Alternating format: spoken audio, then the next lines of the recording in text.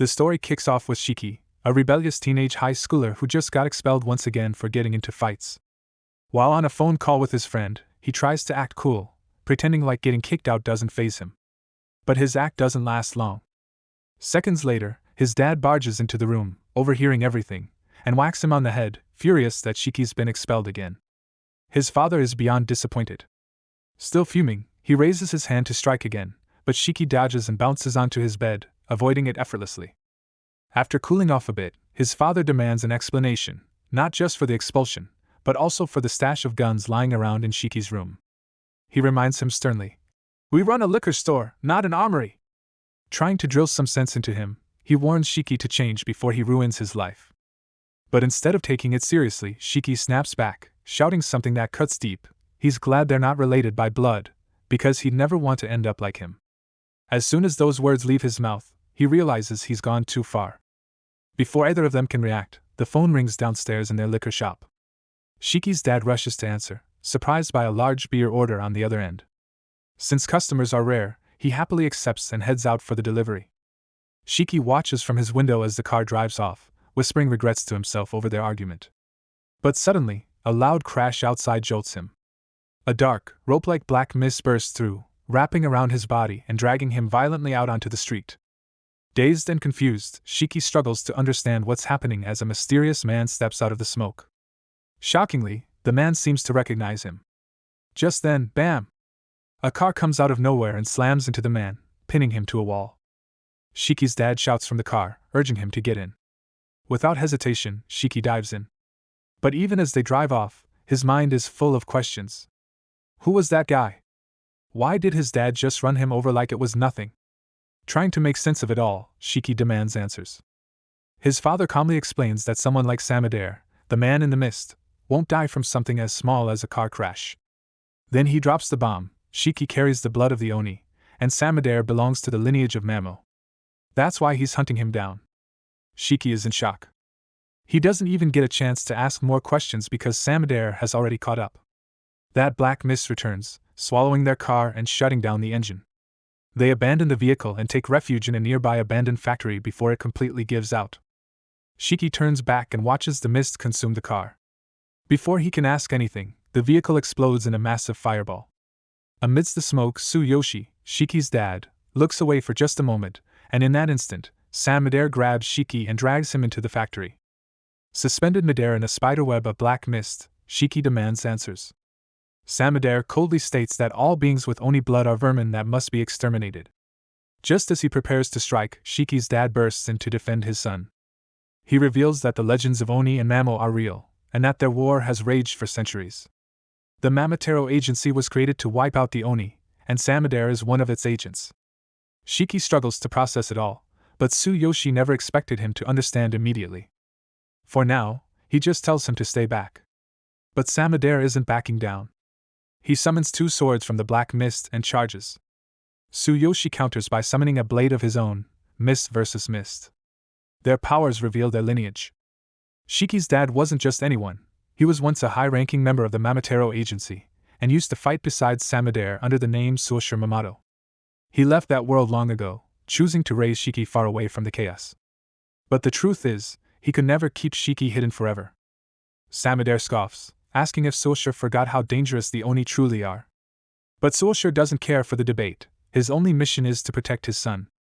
They clash, sword against sword, until Samadare finds an opening and slashes Suoshiro across the chest. He crashes to the floor, unconscious, and Shiki is left horrified. Enraged, he yells at Samadare, who now turns his focus back to the boy, ready to end things. But just as he moves in, Suoshiro grabs his leg with the last of his strength. Samadare demands to know why he's risking his life for a child with Oni blood.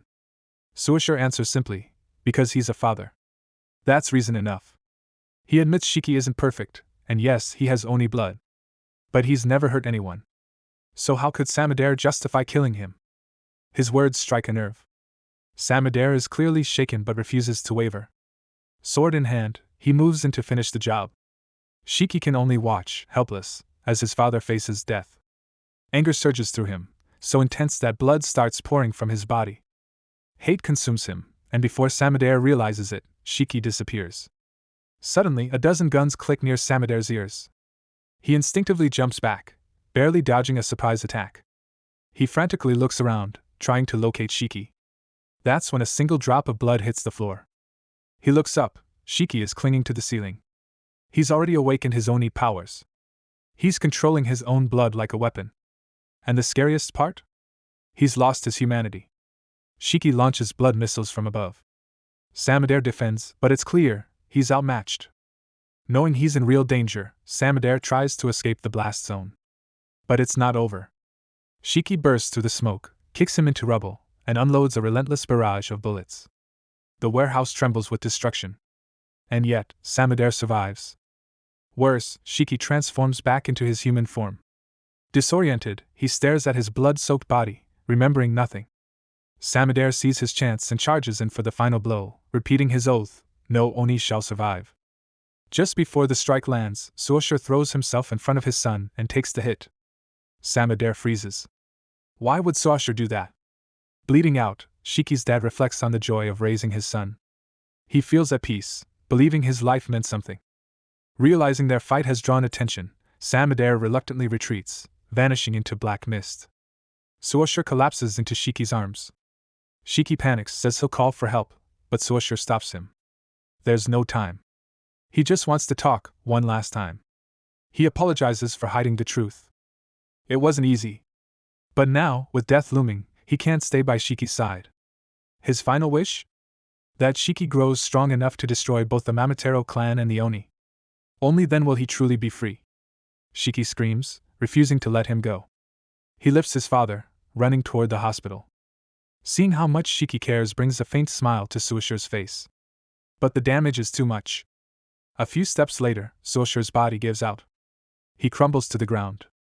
Shiki breaks down, sobbing over his father's body, begging him to wake up, begging for one last chance to say sorry. But it's too late. Suosher is gone. Then, out of nowhere, someone appears behind him. The voice says he can't stay there. Too many people will be coming. Shiki turns, ready for a fight. But before he can react, a hand strikes his neck. And darkness swallows everything. As Shiki loses consciousness, far away, chaos erupts at the headquarters of the Mamatero agency. News spreads quickly. Samader failed to kill Shiki. Some higher-ups begin to whisper doubts, questioning whether Samader is losing his edge. But others understand, under the circumstances, retreat was the only option. They can't afford to let the existence of the agency, or the Oni be exposed to the world. Still, one thing is clear, Shiki must be eliminated the moment he's found. But that's easier said than done. Shiki has been transported to a remote island, far from civilization, making him nearly impossible to track. The new plan? Enrolls Shiki into a secret school for Oni, where he can learn to control his powers and be monitored closely. But before any of that, a man named Nato must assess if Shiki is even worth training. The school principal warns Nato clearly, none of the students must die before their training is complete. Eventually, Shiki wakes up, tied to a chair, with a man casually working out using an umbrella behind him. Strangely enough, it isn't the weirdest thing Shiki's seen lately. The man introduces himself. I'm Nato. Now that Shiki's awake, it's time to explain everything. To prove he's one of them, Nato reveals the small horns on his head. He's an Oni too. He tells Shiki that he was brought here for two reasons, evaluation and recruitment. He goes on, the Mamatero agency, the people who killed Shiki's father, used black mist to hunt down and eliminate Oni. In response, a resistance network was formed, an Oni agency. NATO's role is to find newly awakened Oni and assess if they're fit to join the fight. That's the simple version. NATO then loosens Shiki's mouth restraints so he can talk. Shiki doesn't hesitate. He starts shouting at NATO, demanding to know where his father's body is. Annoyed by all the yelling, NATO deducts points from his evaluation and bluntly replies, his body's secure. But it doesn't matter. He's dead. Shiki thrashes in frustration, but that's exactly why NATO restrained him in the first place. He knew Shiki would be aggressive. Shiki tries a calmer tone and asks to be released, insisting he has unfinished business with the guy who killed his father. But even though his words are measured, the rage in his eyes is obvious. So NATO declines. He knows Shiki wouldn't last a second against a Mamatero agent. But since Shiki's so eager to die, NATO decides this is a perfect test. He removes his tie.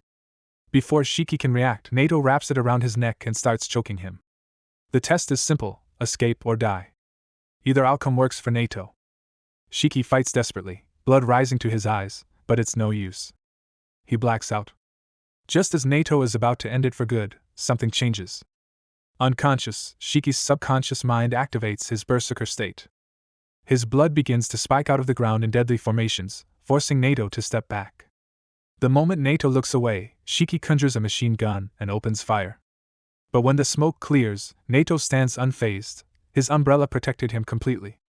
It's obvious, Shiki's still far from mastering his powers. He can only fight when he's out of control, consumed by rage. But Nato sees an opportunity.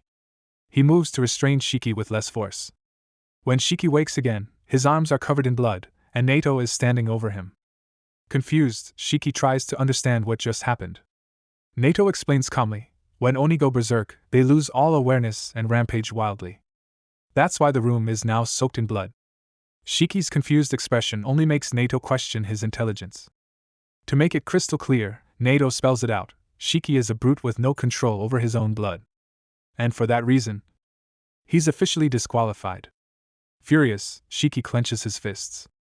But he knows one thing: Nato is on a completely different level. He never win in a real fight, not alone. Swallowing his pride, Shiki bows deeply. He pleads with Nato to take him on as a student. He wants to learn, to grow stronger, to avenge his father. But Nato refuses. In a real battle, charging in recklessly is a death sentence. Shiki's berserker outburst proved how unstable he is. He has no technique, no finesse, just rage. And Nato has no time to waste on hopeless cases. So he makes a cold decision: Shiki must be eliminated. He's too dangerous. Shiki's stunned, but he knows this isn't a bluff. He has only one chance left. He runs. Nato summons his umbrella. Shiki knows there's no escaping before the attack lands, so instead of fleeing, he charges. Nato raises a wall of blood spikes, confident that Shiki can't break through. He calculates every possibility: side attack, leap, retreat. No way through. Just as predicted, Shiki jumps. What Nato didn't predict: Shiki forming a gun midair, firing a blood bullet directly at Nato's head. Shiki smirks, proud of landing a hit. But it's not enough. Nato barely flinches. The bullet had no real impact. Still, Nato is stunned. Shiki was able to will his blood into a weapon. He assumes it was just a lucky fluke, until he sees something new. Shiki begins to regain control over his berserker mode. He doesn't go wild this time. He holds it back. Now Nato is truly baffled. He demands to know how Shiki pulled that off. Shiki calmly responds: he mimicked Nato's own move. When he saw Nato cut his finger with his ring to summon the umbrella, he tried something similar. He imagined his arm turning into a gun, and through sheer determination, it happened. A reckless gamble, yes, but it worked. Nato is impressed despite himself. Normally, Oni must suppress all emotions to avoid going berserk. Fighters like Shiki usually fail. But Shiki did something unheard of. He didn't suppress his emotions, he overpowered them. He bent his rage to his will. Crude, dangerous, but undeniably powerful. Shiki then declares his vow: make me your student. I'll give everything I've got. Nato sees the sincerity in his eyes, and still turns him down. Why? Because Shiki had no backup plan. It was a blind gamble. And in battle, that's deadly? But he's not without potential. Finally, Nato relents. He agrees to spare Shiki's life, and accepts him as a student. No explanations for the sudden change of heart. But the truth is, Nato sees raw talent, and he doesn't waste talent. He explains that the island they're on is Onigashima, and at its heart lies Rosetsu Academy, a school built to train Oni to fight the Mamatero agency. Shiki is still processing when he blurts out: wait, we're on an island? Nato punches him in the face. I'm trying to explain serious stuff here, he grumbles. He then reveals that he's Shiki's homeroom teacher at Rosetsu. From now on, Shiki will live on campus, train daily, and prepare for war. Whether he likes it or not. Shiki is overwhelmed. The information is flooding in too fast. But deep down, it doesn't matter. He'll do whatever it takes. If it brings him one step closer to revenge. Later, Nato brings Shiki to the locker room to change into his new school uniform. Shiki felt a little weird about wearing a uniform again. He never thought he'd ever put one on after getting expelled from his last school.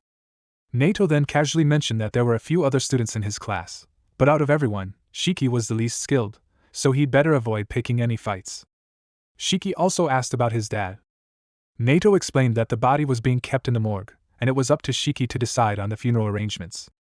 Just like that, Shiki's good mood vanished. The reminder of his father's death hit hard. But Nato told him not to dwell on regrets. Instead, he should use that pain to become stronger, strong enough to never feel that kind of regret again. Then, without warning, Nato took off on his skates, yelling that there was no time to waste and Shiki had just 15 seconds to get to class before he was officially late. Shiki protested that it wasn't fair, but seeing no other choice, he sprinted after him. They finally reached the classroom door. Shiki paused for a second, thinking about the coolest way to make his grand entrance. But Nato had zero patience for drama. He straight up kicked Shiki through the door. Shiki flew in and landed face first on the floor, instantly getting a nosebleed. Seeing the blood, Shiki immediately demanded a tissue from the nearest person. But instead of helping, a guy named Jin told him to shut up. That triggered Shiki, and he got right in Jin's face. Now, Jin wasn't the only student in the room. Others like Akari, Kina, Guji, Rokiro, and Homer were there too. But right now, Shiki couldn't care less about them. His focus was locked on Jin. There was clearly some unfinished business between them. Suddenly, both Shiki and Jin realized something. Nato was already standing right behind them. Neither of them saw him move. That silent move left both of them frozen in fear. Still, Shiki mumbled that he didn't want to sit next to someone like Jin. But Nato wasn't interested in their petty drama. He moved on with an announcement. Today's activity was going to be a simple game of tag. Shiki was confused. Wait, did I come to this school just to play games? Nato led them all outside and introduced the location as the Shinra Forest. The rules? Simple. They had 1 hour to make it back to the school without getting caught by him. Anyone he tagged would be immediately expelled. To make things fair, Nato promised not to use his blood abilities.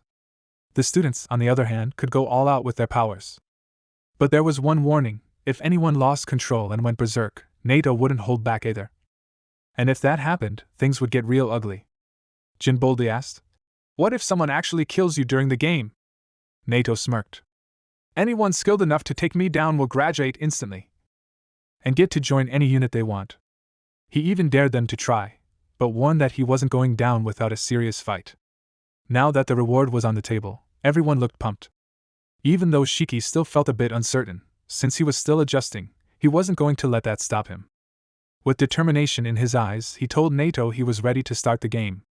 If you enjoyed the story, make sure to like the video and don't forget to subscribe for the next part.